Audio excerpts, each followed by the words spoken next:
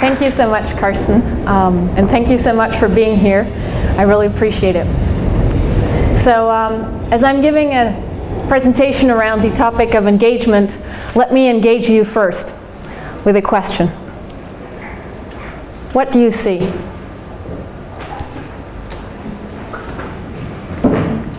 Is it hard? Happy rowers.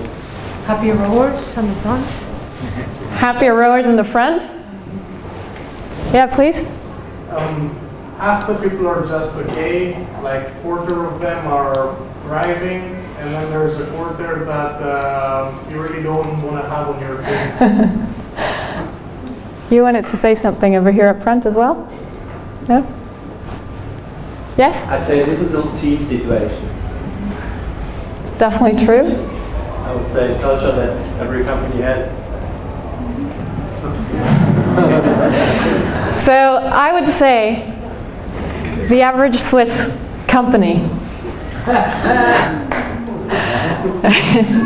And so the reason I say that is if you look at the global workplace study done by Gallup every year, and they break it down by country, you get a statistic along something of these lines. 29% engaged, that means people who go above and beyond their call at the workplace, who do more than is maybe expected from them, essentially people who are, as some of you said, thriving. Then you have 50% who are disengaged. That means people who are doing just enough so their boss doesn't fire them. And then there's the people who you actually ideally do not want to have in your boat, the 21% actively disengaged, which means they're actually making a negative contribution and disrupting the rest of the team. And so the first part of my presentation here really is about giving you a bit of a bigger picture around engagement in Switzerland, which is also why the next slide I want to talk about a topic that you probably have often seen in the media these days. And that topic is, in the media at least, labeled as burnout, but actually it's much bigger. 40% of Swiss workers suffer from long-term exhaustion and stress. Now this can be titled as a burnout, which is what you oftentimes read, but this can also pertain to other things that keep you from being, from thriving at work. And now of course, this has a price. This comes at a cost. What is the cost of work-related stress? The State Secretary for Economic Affairs, the SECO, once asked. And they produced a report on it, and the report came up with a figure of 7.8 billion Swiss francs per year for work-related stress. Now that's in Switzerland alone.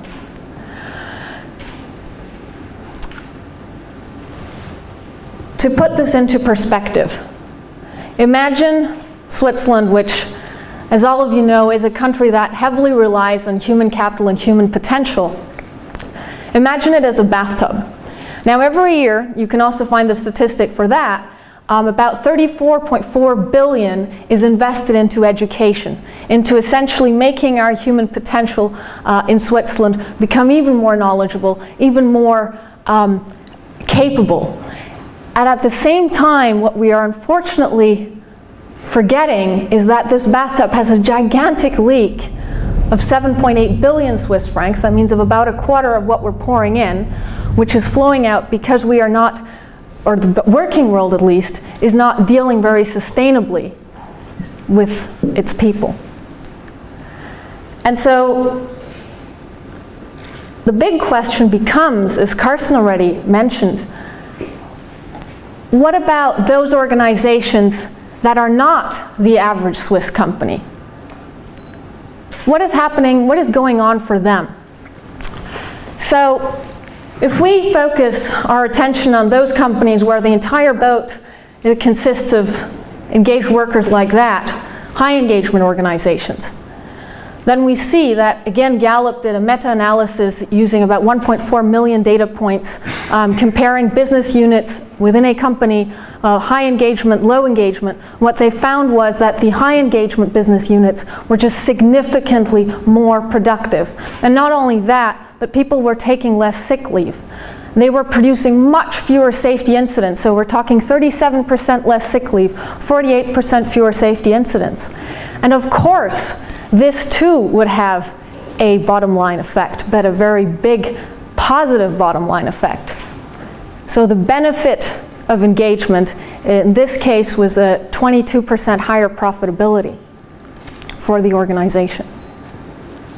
And so the rest of the presentation, I think, really should focus on one very straightforward question. What are these organizations doing differently? And this is a question which I've found fascinating for a number of years. It's the question that I asked when I was doing research at Yale University and trying to figure out what is the economic value of a positive work environment. But it's also the question which I then went and asked to 30 different companies across the US, in Silicon Valley, and the East Coast, the West Coast, in New York, creative agencies, small companies, medium-sized companies doing soups, really just about anything. But at the end of the day, the interesting thing was that their answers were not that different. So the factors of what really made a high engagement organization, high engagement organizations, could be boiled down to, I would say, about two straightforward things. And so I wanted to, bless you, I wanted to figure out then when I came to Switzerland whether this was still the same case. So then I got a series with HR Today around employee engagement. I talked the course of that series that I ran with this magazine to another 10 companies here in Switzerland, and to try to understand what their thoughts were, what their insights were. And again, now for my book that is coming up as well, we'll have 15 case studies, and the same question, you know, what are you doing? How are you thinking about it? What are your success factors? And so what I found was that for those companies which were really nailing it on engagement were two things. One, they're taking a much more proactive, strategic approach about it. They're not waiting for 6 burnouts to happen in a team of 18 people until they act. They're not even waiting to have one. They're actively creating a work environment where this doesn't even happen, where we never get to that point. As much as they can, they strive to do that. In order to do that, they need to be more strategic about it. And the other piece is that it is not just an initiative which starts on day one and ends a week later, and now we ran a campaign and we're done with it for another year. But there's a much more continuous approach to it. So companies actually, again and again, and through different channels, be this communication, but also they're doing something on the health side of things, and they're making sure that the purpose, the vision, the values come forward. They're doing different things at the same time, and all of that together creates a much more holistic approach towards creating a positive work environment. So this is also something which I believe you can see when you look at the Great Places to Work list. The Great Places to Work Institute publishes this list in Handelszeitung every year. And what you see and what sticks out to me, and I've color-coded it here a little bit, is that on the year 2009, here all the way to the left, I'm not sure if you can read it, it just goes to the year 2014, so 10, 11, 12, 13, 14. And then there's the rank 1, 2, 3, 4, 5, 6 till 8. And what you see is, it's not that Cisco, for example, is just for 1 year there on place 2, and then afterwards the position drastically changes. No, it's on place 2, then it's on place 1, it's on place 1, it's on place 1, it's on place 2, and it's on place 1 again. So it's continuous effort means also that it continuously remains a positive work environment. The same for Microsoft. They're not changing their strategy drastically every year. I actually interviewed them for HR Today, and I got to talk to the HR manager. They're on place 3, place 3, place 3, place 2, place 3, place 2. And so this is, again, just another sort of point where you can see it's really a long-term commitment and a continuous commitment that these companies are making. And so with Inspire 925, I really just continue to work on this question. I founded Inspire 925 because I want to help companies essentially become great places to work. I want to help companies become high engagement organizations.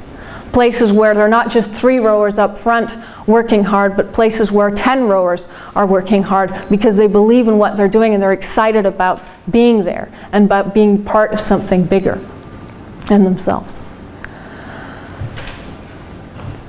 So for the next part of this presentation, I want to talk about 3 interesting cases that I've personally been involved with, where I really see companies taking an innovative and interesting approach towards promoting engagement. And I'm going to shy away from the maybe more typical examples that you know through the media, like Google and Zappos and some of these Silicon Valley startups, but I actually want to focus on what's happening here in Switzerland, because there are things happening and it's really notable. It's just not as much hyped yet. So for example, one of our partners, Shirley, is working right now with SBB, and what they're doing is, and again, these case studies are also focusing on communications, and what they're doing is they have a platform. Well, Shirley itself has a platform, and you can upload objects which you want to rent out to someone else. So your fondue set, your skis, maybe you have a disco ball when you do parties, and someone else wants to do a party, so she wants to start a party, she can rent it from you. And the platform essentially enables that. And so what they've done with SBB is they said, well, look, we have a division with 700 employees in Bern, a division Personenverkehr. Why don't we have a opportunity for all of these 700 people to trade objects amongst each other? And they set up a sharing point within their cafeteria, and what they're seeing is that suddenly connections and conversations are happening that would never have happened. And I think this is actually the biggest value proposition for doing something like this. Not only is the sharing economy, and this is a prime example for what the sharing economy is about, not only are they bringing this topic that the SBB feels passionate about internally into their company, but they're also having this social byproduct, this social component that is taking place, where as much or as little as they want, employees can trade these objects, and by doing so, they get to meet each other. And suddenly, you walk in the next day and you're like, oh, you're the person who's, gave me the fondue set. How are you? And a new conversation starts, and a new relationship's built, and your routine has been changed. And that's why you're probably going to be more engaged and excited about what you're doing. And these are just all these small things, but the way it's happening is that they're having a platform, they're having a campaign, they're having their head of HR embrace it and mention it at the in speeches. They're having content going around, so they're doing a lot of also seasonal reminders, and they're putting it big up on their intranet. So there are all these different communication touch points around it. And that together is producing results. The other one case I like to talk about, where we're also collaborating with Beekeeper, is that the ETH Innovation and Entrepreneurship Lab has a big focus on bringing together its founders. So there are 350 ETH spin-offs. Beekeeper is one of them, but there are many more. And the question is, how do you bring together all these founders? Because they're really just working away on their own ideas. And so one thing that we helped with was we set up this breakfast lottery, and suddenly 3 founders were just randomly put together into a breakfast group. They received an email. You are the 3 people who are supposed to have breakfast within the next 60 days, make it happen. And the amount of results and the feedback that we've gotten from that is just outstanding. And why is this working?